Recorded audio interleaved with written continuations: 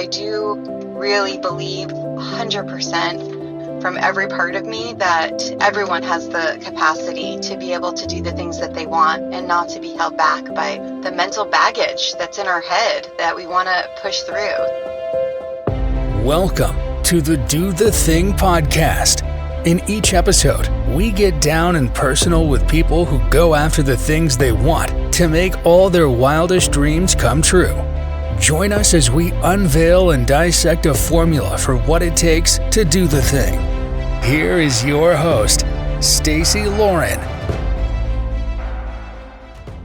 Hey everyone, welcome to the Do the Thing podcast. This is your host, Stacy Lauren. You guys are going to hear me say extraordinary quite a bit this week. That's because I had the honor of interviewing the extraordinary author of Live an Extraordinary Life. And his extraordinary story truly defines that word.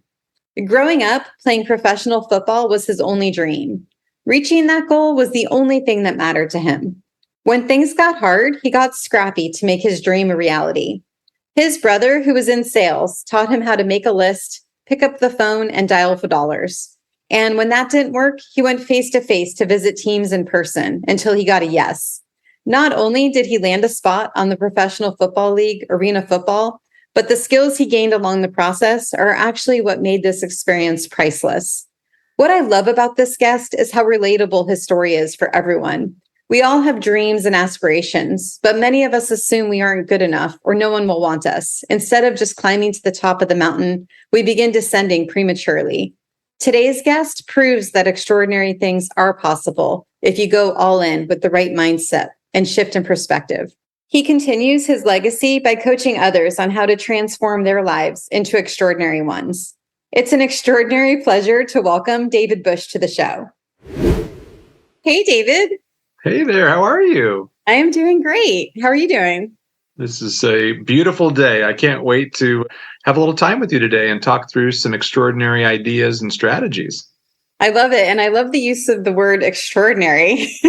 Since I've been introduced to you, I just was recently introduced to you by a friend of mine who happens to be your brother. And I got your book in the mail, and I've literally been using the word extraordinary ever since you've come into my life. And I love that word. It's such a fantastic word. Well, if we were ever to get a virus, this would be a good one, is to have the extraordinary virus where you just can't get rid of it. Once you understand it, it really think has a lot of potential in so many different aspects of our life, right? Health, life, career, success, relationships. I don't think that any of us would not want an extraordinary life, an extraordinary health, extraordinary relationships. So yeah, we'll have some fun today. I'd love you to start off and just tell the listeners about you and your story. Well, yeah, so I grew up in Southern California, grew up middle-class family. My dad was an entrepreneur, owned an auto body shop.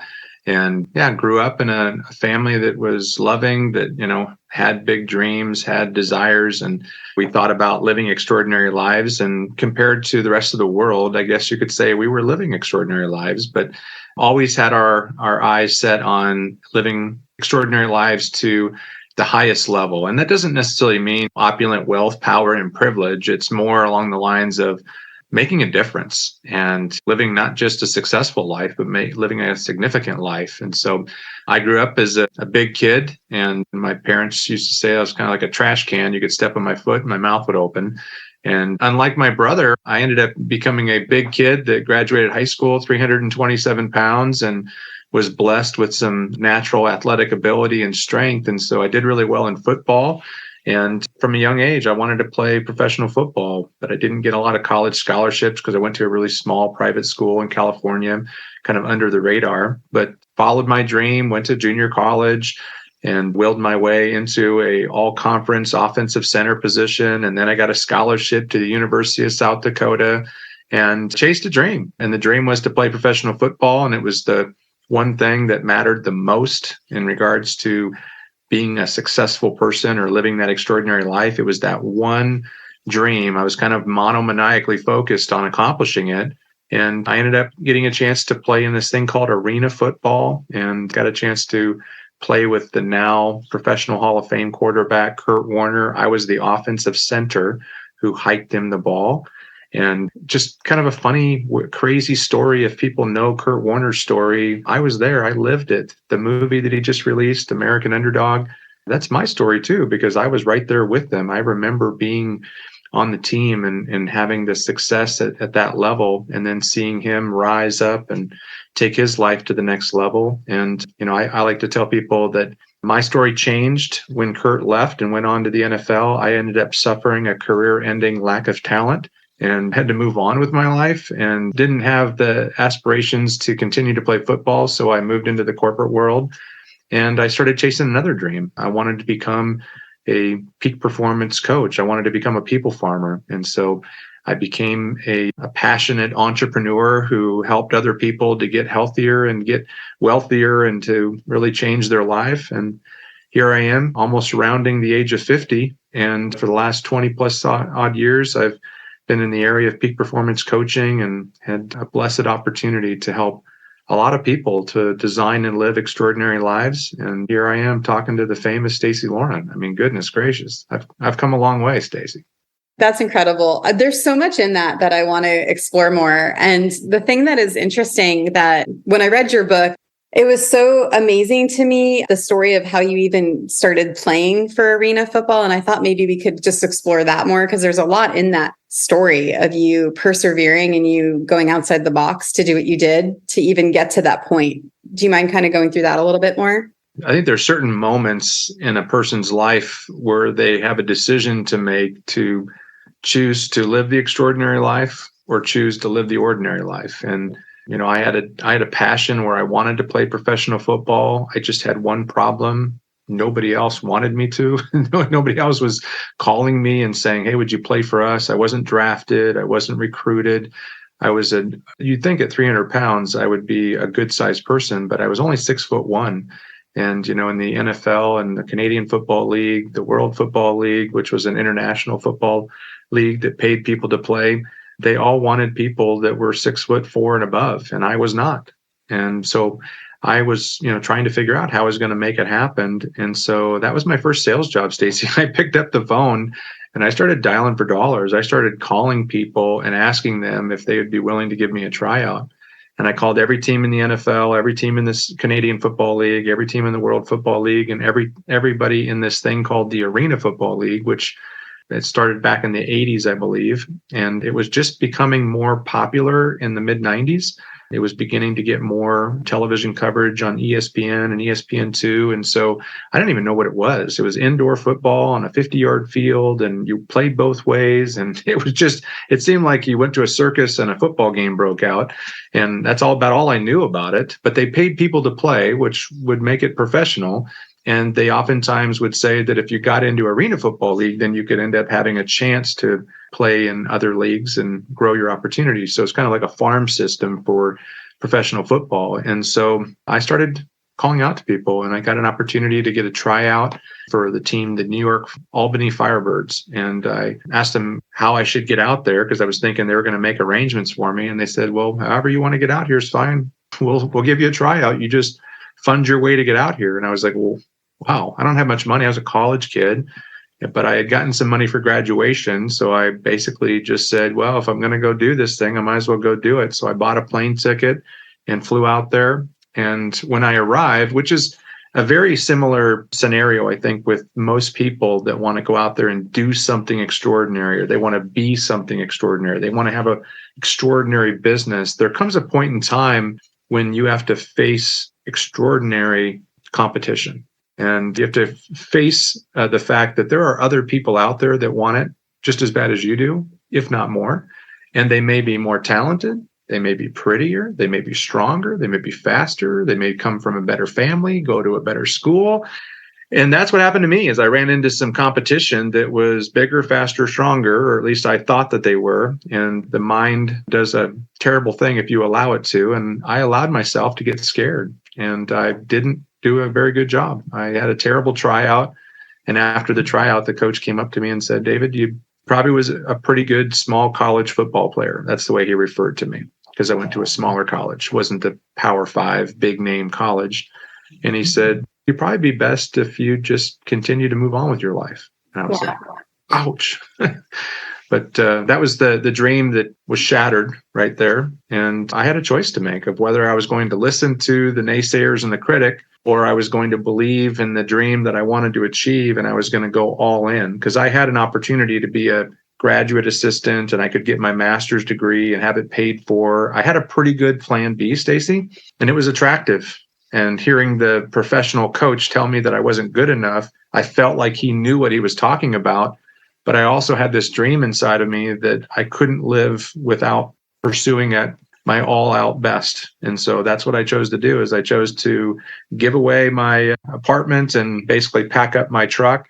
And I decided to go all in and follow my dream, and kind of did the Rudy Rudiger from the movie Rudy, if you've ever seen it. But I just basically showed up, and I went to the next town that said that they'd be willing to give me a tryout. And it just happened to be Des Moines, Iowa, and got a tryout. But this time I had a different attitude. I was all in. I didn't have a place to sleep that night. So I needed to find a place to get on a team. And because of that commitment, and because I was willing to do something that other people aren't willing to do, that's what we call the extraordinary, going above and beyond what's usual, regular, and customary. Because I was willing to go outside that comfort zone and do something scary, I played really well. And the coach said to me afterwards, he said, we don't really have a spot for you right now, but we like you and we would like to stay in touch with you. And I just said, hey, could I stay here and work for free until you're ready for me? And he said, well, you would do that? I said, yeah, I'd do that. And so I ended up working for free, got a job at Office Depot, and ended up doing some odd jobs and practice with a professional football team. And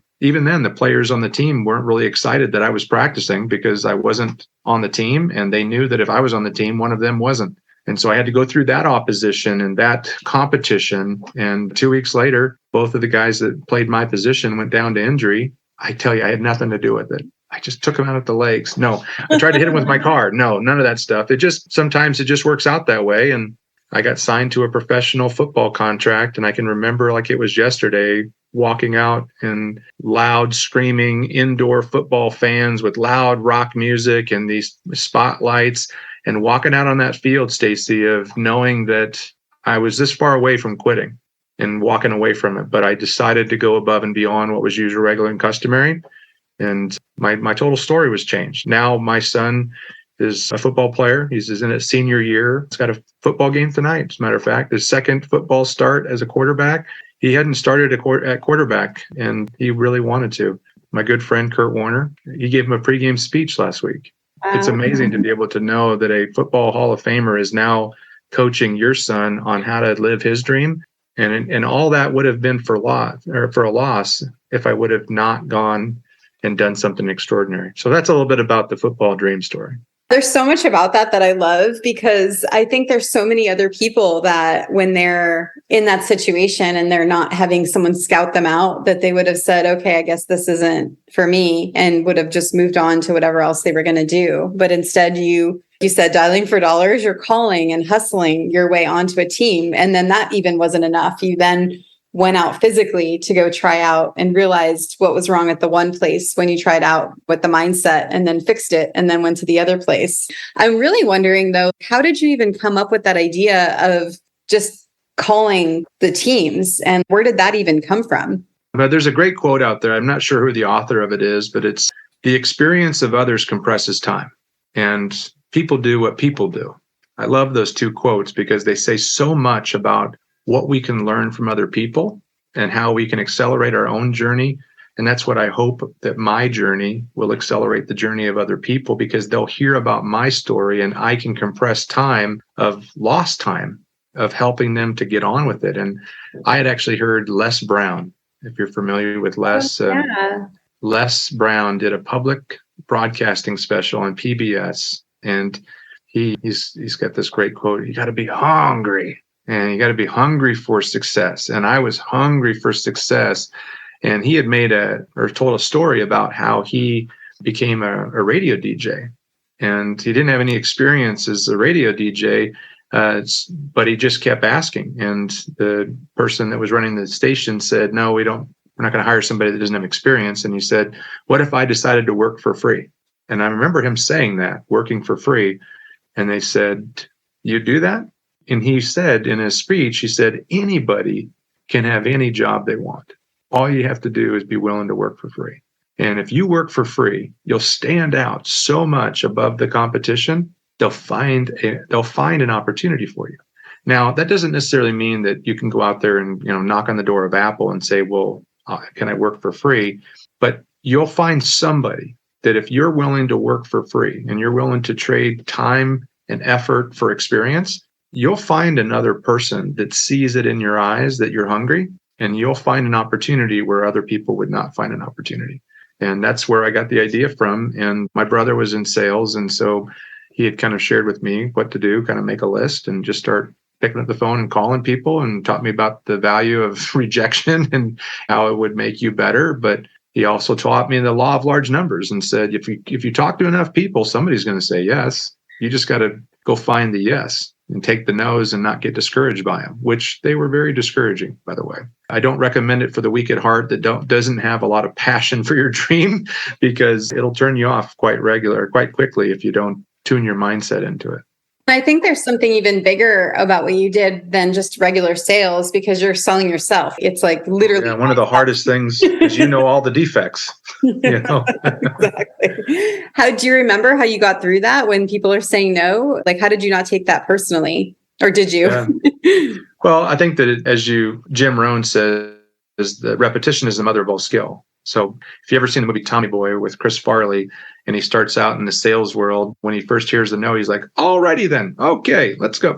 And he gets up and walks away. And then what happens is he learns to understand and ask questions. So when a person said no, I'd say, does that mean never? Or are you saying right now it's not a good time? Could I follow up with you in a couple of weeks? And what would happen would be is that they'd say, no, we're good. And I'd say, could I follow up with you in a couple of weeks? And so then they'd say, sure. And then what would happen is that the one thing that's constant in every person's life is change. And so what was not available, the window was not open at that particular time, but as their players got hurt and they're looking for players, the window of opportunity maybe gave a little bit of a crack open. And in my situation, if I would have told them, well, I'm not coming there unless you fly me there, I may have not gotten through the window, because the window wasn't open far enough, or there wasn't enough of an opportunity where they were willing to pay me to come through the window. They would have paid somebody else that's a known name from a known college with maybe a little bit more of a vast history of success. But I didn't have that. And so I had to make up with it what I lacked in skill and experience and exposure. And I had to be willing to do something extraordinary to get my foot in the door, or to open up the window and climb through it. And that's what and that one experience, Stacey, is what really kind of taught me that principle could be used in any aspect of life, whether it's a relationship, whether it's a job, whether it's a dream, whether it's when I ended up losing 100 pounds 13 years ago. And I grew up as a big kid. I never knew what it was like to feel healthy. So, the phrase that people say, nothing tastes as good as it feels to be healthy. I could argue with that, because I never knew what healthy felt like. So I didn't really understand what that meant in terms of, because I knew food that tasted really good. And I had no problem eating a lot of it, because that was my whole life history. And that was who I kind of identified with, was this heavy person. But then a good friend of mine challenged me to get healthy with him. And I ended up going through a process of losing 100 pounds. And it was really just the same concept. I was willing to go above and beyond what was usual, regular, and customary. And through that same concept, that same philosophy, I found extraordinary success in the health and fitness aspect, which then kind of opened up my mind, like, what else could I do? If I could do that, I could do so much more. Yeah, what's really coming to my mind is just how lucky all the people that you've helped now and impacted with your coaching experience and with your book and all the things that you're doing now, and how lucky they all are that you did not get immediately drafted for an NFL position, because you wouldn't have the same grit and well, you might have had it in a different way. We don't know, but the way that things have worked out, it's almost this thing was set before you. I think that's so amazing, because you wouldn't have had to be able to think so quickly in terms of making those phone calls and seeing how to hear the no and be okay with it, move on and deal with rejection, and just that scrappiness that you've lived your life. I think that's amazing. Yeah, I think that people, I hope that they capture this concept, is that things are happening for you, not to you. And it's really easy to go into the drama triangle and to become the villain, or, to tell yourself, I'm not good enough. I've never been good enough. I always do this. I always screw it up, or to become the victim of your circumstances. Or you could flip the script, right? I love that perspective, is that the facts are the facts. Our perception on the facts is what completely changes our life. And that's really the difference between people that live extraordinary lives and people that live ordinary lives. Is the ones that live extraordinary lives just shift their perspective. They see things happening for them. So I believe that my lack of recruiting, my lack of exposure and all the things, that was happening for me, not to me. And I could get really negative. I would say, why didn't I get an opportunity to go to play for a major school and get all that exposure? Why didn't that happen to me?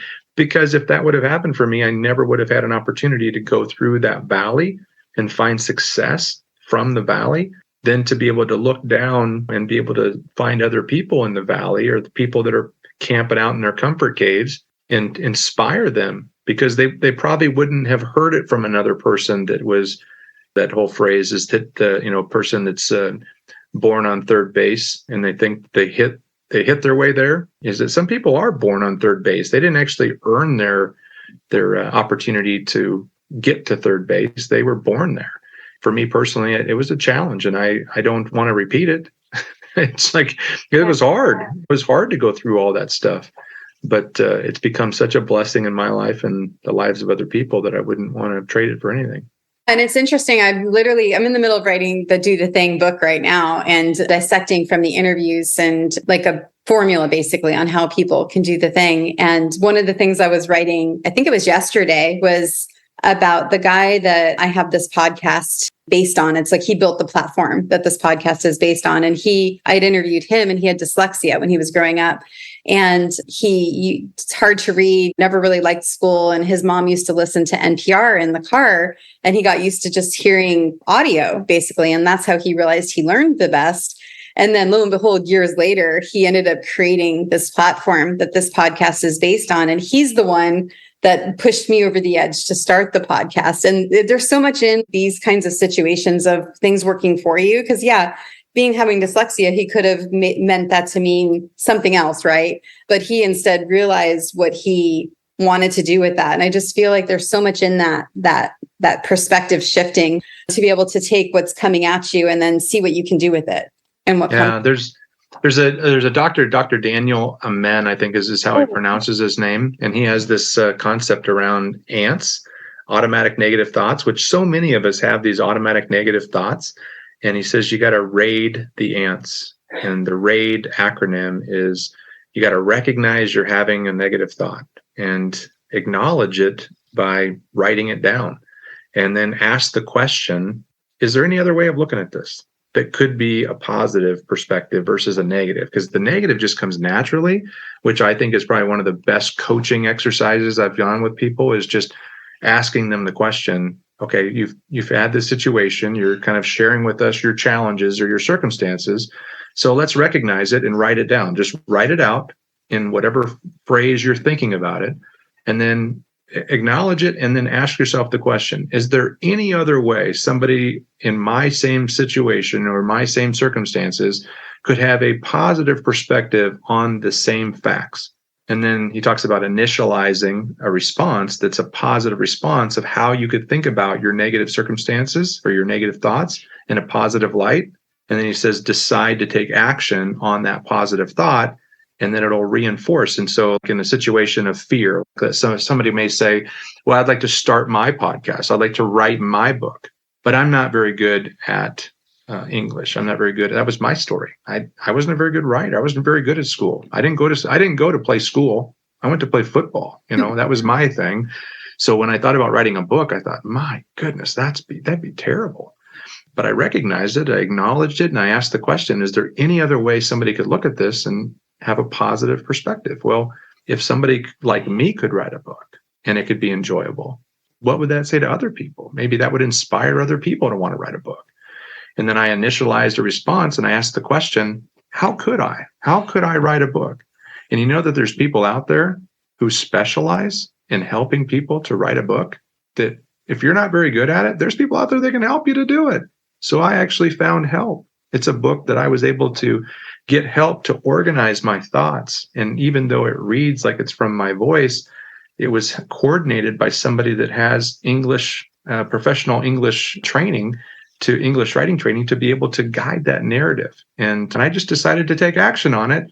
And here I am with a book and a planner and a published document where other people, I think there's like 3 million people a year, Stacy, that actually decide to write a book. And I think that it's less than 3,000 actually complete it. Wow, that's We're extraordinary. Amazing. So extraordinary. That is definitely extraordinary. I love that word. It's going to be like a drinking game. Every time we say the word extraordinary, have another glass of water. No. Totally. I love it. I wanted to go back to the book in a minute, but I wanted to hear, because I know the listeners are hearing about the 100 pounds you lost and definitely want me to go there. So you had a friend pretty much that said, hey, let's do this together, or he said he wanted to help you, or how did that go?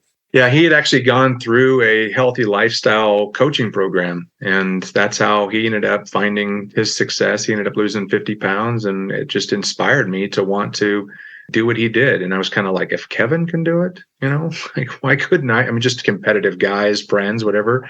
And he said, I'll help you to do it, man. I'll guide you through the steps that I took. And we basically did it together. And it was really just based upon installing healthy habits into your life and doing it one at a time. So starting with, how are you thinking?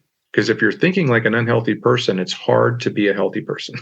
You have a hard time eating healthy while you're thinking like an unhealthy person. Because if you think, I have to eat whatever, or I can't eat, and you have that mindset, you have an unhealthy mind. And an unhealthy mind will not achieve what a healthy mind will. And so he started to kind of help me to adopt some language that was different. And then just starting out with eating small, balanced meals. I used to say, well, I need to eat more. I'm a big guy. I need more. But when I started to eat healthier in smaller quantities more frequently throughout the day, and I was creating a calorie deficit that was less than my body was burning, I was beginning to burn through fat. And I started out with very simple structure. And then I didn't do a rigorous exercise program. I incorporated exercise after I started to think healthier and eat healthier. And then before I knew it, I was starting to see success. And then I started thinking about, how did I maintain my energy levels? And, they used to say, eat right and exercise. It sounds so simple, but when you have so many different things, it's almost like if anybody's ever been trained how to play golf, there's a lot of little things to think about. And if you try to think of all of them, you might not do any of them. But if you think about one of them and do what they call habit stacking, where you add one habit and over time you start building the consistency because it matches your motivation level, and then you add another habit, and then you add another habit. And if you act consistently on micro habits, you'll start building the macro habit. And that'll oftentimes be something that's more sustainable in the long run. So 13 years later, and here we are. And how did you guys, it sounds like you were accountable to each other. How did that structure look like? Or what did that structure look like? Yeah, so every week I had a quick coaching call. It wasn't very long. It was 5 to 15 minutes sometimes. And I had to answer 3 questions. I didn't have to, but it was what I committed to. And the 3 questions were, what did I lose in pounds, inches, unhealthy habits, cravings? But I had to report things that I lost that were wins of the week, and then things that I learned. So if I didn't do things as perfectly that I wanted to, I shared learning experiences. I found that there are certain people that are food pushers in my life. I found that were certain people that were sabotageurs, and they would sabotage. Oh, come on. You can have one. It's not going to kill your diet. Well, I'm going to start Monday. Let's just start Monday. They just start pushing you to make those unhealthy choices. There are those unhealthy accomplices that drag you into unhealthy crime. And then I started to just realize that there were things that there's a great quote Mark Twain says that it's not what we know that gets us into trouble. It's all the things we know for absolute certain that just aren't so. So that I'm going to just remind everybody for that. It's a jotter downer. If you've ever had a jotter downer, this is one of them. It's not what we know that gets us into trouble. It's all the things we know for absolute certain that just aren't so. And there's a lot of things in my life that I was choosing to believe. And if you just write out the word beliefs, you can circle the 3 letters in the very middle of that. And most of us, Stacy, are believing in a lie. We're believing we're too old to exercise. We're too old to lose weight. We're too old to change careers. We're too far in debt. We're too whatever. And we're choosing to believe in those lies. They aren't true, because if we go back to that raiding the automatic negative thoughts, we could recognize it, acknowledge, and say, that's not true for everybody. There's other people that think different. We could initialize a positive response, and we could decide to take action on the positive response, which is what I did at the age of 35 years of age. I decided to take action on some positive thoughts, and it radically transformed my life. I mean, radically. I had never been that healthy in my entire adult life. For 35 years, I'd never been healthy. In 35 years into the process, I changed. And I've seen people that have gone through the process, because I've encouraged other people now. I've gotten trained on this health coaching philosophy, and I've trained other people to go through this process. And I've seen people that are 80 years of age. I mean, at 80, you're thinking, there's no way we're going to teach old dogs new trick. And I've seen 80-year-old people go back to be high school healthy again, because they had a reason to do it, and they had a process, and they had accountability. So the 3 questions I didn't finish that, but I answered the question, what did I lose? What did I learn? And what am I looking forward to? It's amazing how the power of those 3 questions can give you great guidance. And then usually when I gave him those responses, then he would give me some perspective, and he would give me some resources that would help me to achieve whatever was next, or to prepare for whatever's next. So like going into the weekend, this is what I'm looking forward to this weekend. My son's playing in his high school football game. And he would say, well, what's the plan? What's your strategy for eating healthy or exercising over the weekend if you're traveling? So he would just help me to be more prepared and have a plan. Mm-hmm. And it's amazing how successful we can be when we have a plan and a partner that's there to support us. So I'm a big believer in having a coach, and it's something I talk about in the book quite a bit, is having a coach in your health and your life and your leadership and your business and your relationships. It doesn't have to be a formal coach like where you pay money, but having somebody or some group of people that are guiding and encouraging and holding you accountable, it's crucial. We're so distracted these days.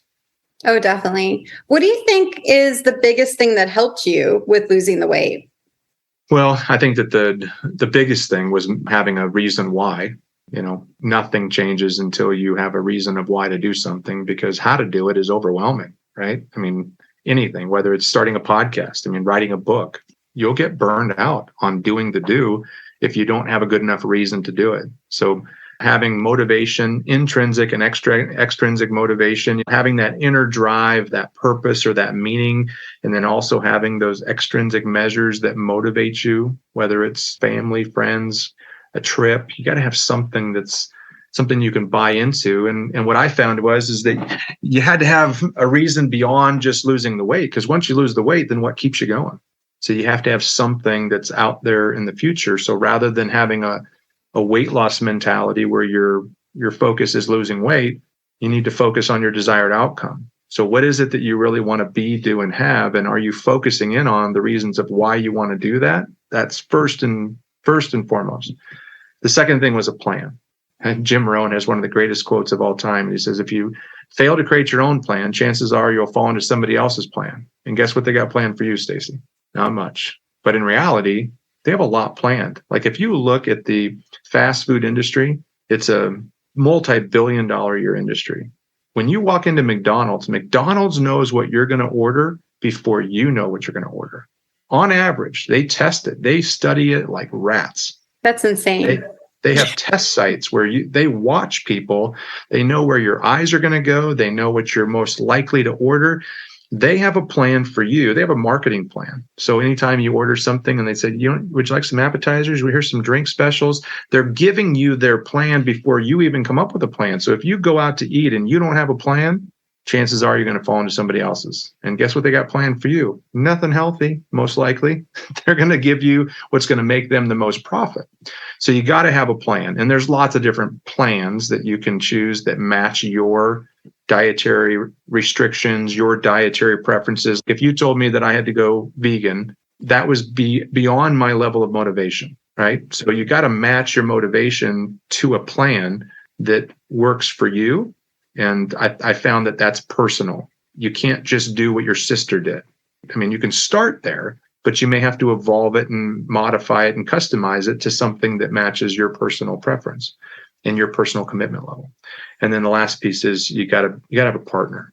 You got to have somebody or some people that you can be around, because we live in an obesogenic society. 74% of Americans are overweight and obese, and that's just a weight factor. And I'm not saying that is all about weight. I'm just saying that being overweight and obese is the mother and father of all disease. Cancer, heart disease, high blood pressure, high cholesterol. I mean, you name it. There's 750,000 people a year die from heart disease, and there's 100 million diabetics and pre-diabetics. So there's a ton of people that are struggling with lifestyle-related diseases, and all of that could come back to their weight. That's a very big indicator of it. But if you start looking at the fact that it's extraordinary to be healthy, if you're ordinary, you're 30 pounds overweight. The average female in America, 30-pound overweight. That's ordinary. And if you're okay with it, and if that's your extraordinary life, I'm not here to tell you that it's not extraordinary. I'm just here to tell you that you have a higher level of predisposition to lifestyle-related diseases if you are 30 pounds overweight compared if you're at a healthy weight. If you're not exercising, right? 60% of Americans are exercising for less than 10 minutes a day.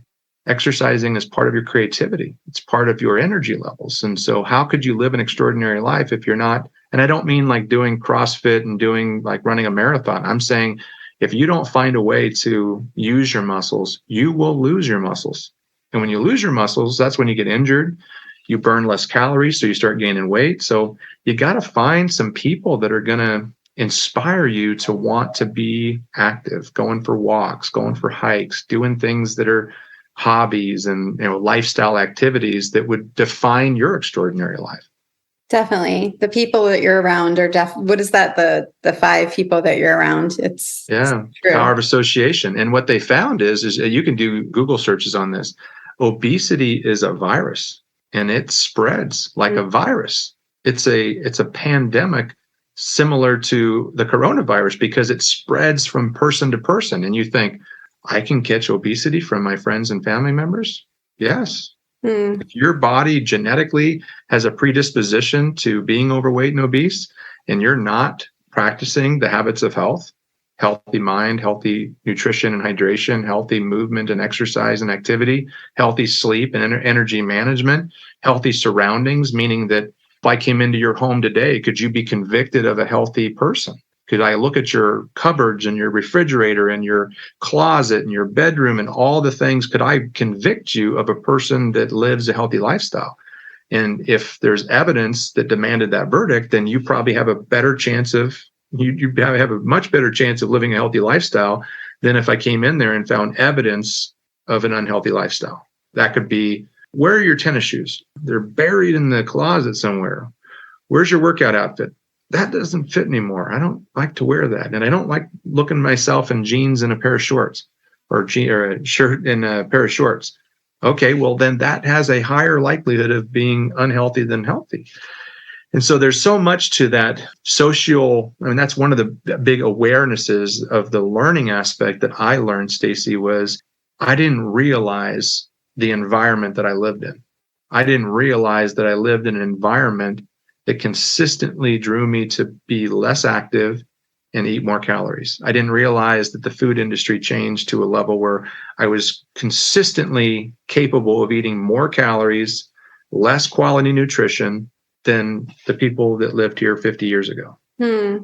And then once you realize that you are in an environment that promotes an unhealthy lifestyle, then you start to realize it requires me to create an environment. And you can create it. I mean, it's extraordinary. That's why less people are doing it, because it's easier to go with the flow. But like I talk about in the book, if you just go with the flow, you're going to go over that waterfall of an ordinary life. It's coming, whether it's surgery, whether it's the medication, or whether it's premature death, or it's some other type of lifestyle related disease that makes you hobble or makes you not able to get down on the ground and play with your kids or grandkids or do fun things and go out. And I mean, I'm almost 50.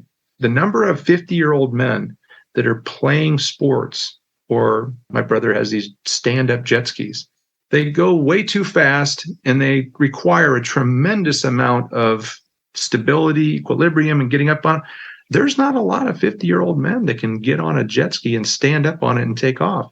And I probably couldn't have been one of those people if I didn't make some decisions in my life 13 years ago to say, I want to be healthy and active when I'm older. I got 3 kids. I want to be able to travel. I want to be able to go do things. I want to go snow skiing, water skiing. I mean, I still water ski almost 50 years of age. And there's a lot of people that gave that up 15 years ago because they weren't able to keep up. And that's where I think that the ordinary life begins to creep up in the form of complacency, is that we just slowly start stepping out of life. We start slowly climbing down the mountain of chasing our dreams, and we get caught up in this comfort cave, or we get caught up in the valley of complacency. And then something happens in our life, and then we start going down that river, and then bad things happen. And that's in all areas of life. It's not just health. It's in relationships. It's in your career. You start getting comfortable or complacent. Pretty soon you start getting replaced. Competitors start coming in. A lot of different things can happen that are negative if you're not climbing to that next peak or that next goal that you'd like to accomplish. Yeah, so much good in that. It's amazing. I was also wanting to see if could you share more for the listeners about your coaching program and like peak performance, and also your book. Yeah, you bet. So for more information, the easiest thing you can do is just go to the website, theextraordinarylife.com. And there's videos, there's great little downloadable resources. There's a free download of the Extraordinary Planner and the 90-day challenge, and you can utilize that and watch the videos at no cost. And if you'd like to get a copy of the book, there's the book and the planner. The planner is a 8.5 by 11 document that walks you through the extraordinary life planning process. And then the book is really all built around the 6 commitments to help you to live an extraordinary life and live your dreams and change your world. But in terms of the process, is that for people that want to start getting clarity of what an extraordinary life is, we really start off by helping them to focus on, what are you feeling called to do? What are you feeling a stirring in your heart or in your soul? I mean, what are some of the things that would really mend your heart or really make you happy or make you feel fulfilled? What are some of the things that are breaking your heart right now? Just helping them to guide their way through that process helps them to clarify what they're being called to do. And we break it down into different categories. And then we challenge them to clarify what their dreams are. What are some of the things, and again, dreams, vision, fantasy, whatever you want to call it, but beginning to think about life at a very high level. And I don't know about you, Stacy, did you grow up in a house where dreaming and goal setting was taught, or there was an example of it, or did you pick that up later in life, or have you never been a goal setter? I'm just curious. I learned it through, it's funny, I just found I sent it to your brother because I was so excited. I just found like all my Zig Ziglar audio cassette tapes and the Tony Robbins book. So I did it all through books and the little cassette tapes back then. That's how I learned everything from when I was younger. I mean, personal growth, personal development, or having a person in your life that maybe spoke empowerment into you, maybe believed in a dream for you.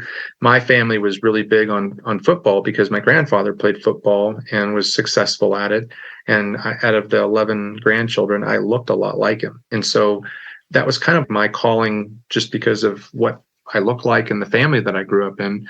But a lot of people are going through life, and I call it like they're sleepwalking through life. They aren't actually looking to where they want to go and dreaming about where they want to go with their eyes wide open. And so there's this great visual of, there's 4 different types of people out there. There's the person out there that's got their eyes closed, and they're just, if they're doing anything, they're dreaming about fantasies. They're not actually actively seeking out what they want. They're just in their mind living in a fantasy, or wishing that they were living a fantasy life. And that's not to say that that's good or bad. I'm just saying that that's one version of a person. The second version is a person that they're dreaming. They have eyes open, but their eyes are staring down at the street. They're looking down at the ground. And they're oftentimes looking at what they have done in the past, or they're looking at things that are very concrete. They're not actually thinking about things that are out in the future that may be challenging, where it might be considering where it's pressing them to have to be more, do more, learn more. And so there's people that are looking down at the street and they're focusing at the street level. And then there's people, their eyes are focused up and they're looking out into the distance and they're looking out into the future and their vision casting of the things that they want to be, do, and have. And then there's these crazy people that look up to the sky and they dream in the sky and they dream at the heavenly level. Henry David Thoreau said, "Have you built your castles in the sky? Good, that's where they should be. Now build the foundations underneath them." And so we can awaken a person to just start the process of opening their eyes.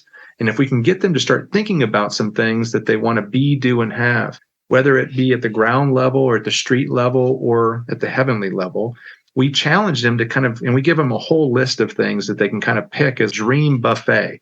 You could put things on your plate. What would you put on your plate?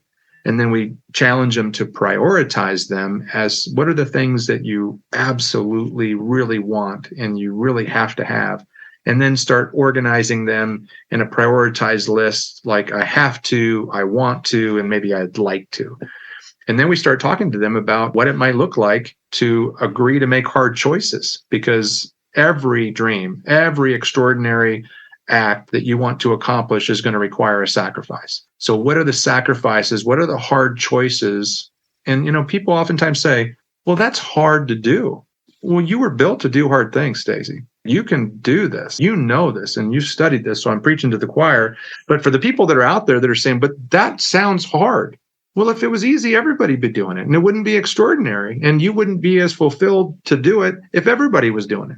So agreeing to make hard choices, and then we encourage them to decide to fail forward rather than seeing failure as a person or as an event that leads to catastrophe. Look at failure as a bridge. So if you're not willing to fail your way forward, like John Maxwell wrote in his book, Failing Forward, you're not going to find yourself in a successful spot. You have to be willing to embrace failure, and you have to expand your perspective by learning more and becoming more. And then you have to resolve to achieve your goals. You have to have this resolution inside of you to press on, even when things are meek and things aren't very, very positive, because that's where extraordinary opportunities oftentimes show up. We like to say, I think it's Tony Robbins that says, you got to have a breakdown before you have the breakthrough. Mm-hmm. And so when people resolve to do something, they're willing to go through the tears and the frustrations to have the breakthrough. And in terms of our program, we've got a different strategy. We've got a virtual option where you can just plug into the virtual resources. We've got a coaching program where you can meet one-on-one with somebody over the phone or on the internet that can guide you through this process. We also have a health coaching program where you can meet one-on-one with a health coach if you have an interest in getting healthier, and maybe life planning and extraordinary life is really not what you're focusing in on. Maybe it's just taking off 10 or 20 or 30 pounds or more, and you want to get some structure back into your life. And then we're starting mastermind groups where we're getting mastermind groups together where we can get together on the internet and collaborate and share ideas. And then we're also going to be doing some events. So check out theextraordinarylife.com for more information, and we'll look forward to hearing from you. Thank you so much, David. I just can't wait to dive into even more of your stuff. I mentioned to you, your book reminds me of a book that made a huge difference in my life when I read it in college. And I felt almost the same thing as I was reading yours is, wow, this is unbelievable for people to be able to. I think what you do really well is you're painting a visual in your mind as you're reading. And I think that's not like, you don't get that from a lot of books. This one is you literally have the visuals to look at, but then also it's giving you a visual, which I think connects it even deeper. That's awesome. Well, I appreciate the feedback. And, Jim Rohn said, the book you don't read won't help. And so, if you're looking for, a book that may help you. Yeah. Good. I'll give you 100% money back guarantee. If it doesn't help you, I'd be more than happy to give you your money back, because the book is not about making money. It's about making a difference and making an impact. And I think it will make a difference and an impact in your life. And if it doesn't, pass it along, give it to somebody else. Maybe it'll make a difference and impact in their life. So you have one piece of advice for the listeners on how to do the thing. What would it be? Absolutely, 100% shift your perspective. It's your perspective determines your path. Your perspective determines your pace. Your perspective determines who you partner with. And as you see it is how you'll do it. And so, I love the exercise, and I put this in the book, and it's the exercise where you take out a pen and paper. And if you don't have a pen and paper and you're just listening to this, try to assemble these letters into a statement, and then try to tell me what the statement is. And if you can write it out, it's such a great visual to do. It's a great visual to teach your kids or your employees or your staff or whatever.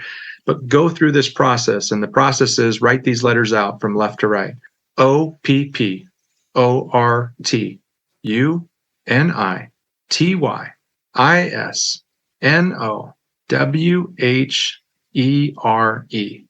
Give it to you one more time. OPPORTUNITYSNOWHERE.